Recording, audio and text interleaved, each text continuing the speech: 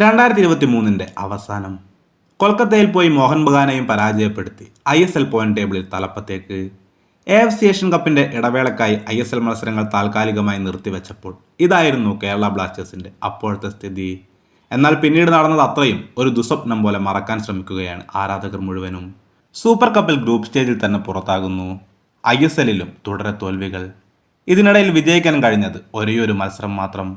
എതിരാളികളുടെ ശവപ്പറമെന്ന് ആരാധകർ മുദ്രകുത്തിയ കൊച്ചിയിലെ കളി മൈതാനം പലപ്പോഴും സ്വയം ശവപ്പെട്ടി പണിതു. പ്ലേ ഓഫിന് മുമ്പ് ഇനി അവശേഷിക്കുന്നത് 2 മത്സരങ്ങൾ മാത്രം. നിലവിൽ പ്ലേ ഓഫിൽ സ്ഥാനം ഉറപ്പിച്ചതിനാൽ ഈ മത്സരങ്ങളിലെ വിജയപരാജയങ്ങൾക്ക് പ്രത്യേകിച്ച് റോളൊന്നുമില്ല. 1-2 സ്ഥാനങ്ങളിൽ ഇനി എത്താൻ കഴിയാത്തതിനാലും ബ്ലാസ്റ്റേഴ്സ് പ്ലേ ഓഫ് കളിച്ച് തന്നെ സെമിയിലേക്ക് എത്തേണ്ടിയിരിക്കുന്നു. ഇക്കുറിയും കിരീടമില്ലാതെ ബ്ലാസ്റ്റേഴ്സിന് മടങ്ങേണ്ടി വരുമോ എന്ന ചോദ്യം ഏറെ പ്രസക്തമാണ്. അന്ധമായ ആരാധന മാറ്റിവെച്ച് ചിന്തിച്ചാൽ സാധ്യതകൾ കുറവാണെന്ന് തന്നെ പറയേണ്ടി വരും. എങ്കിലും ബ്ലാസ്റ്റേഴ്സിന്റെ ഒരു തിരിച്ചുവരവിന് വേണ്ടി തന്നെയാണ് ഏവരും കാത്തിരിക്കുന്നത്.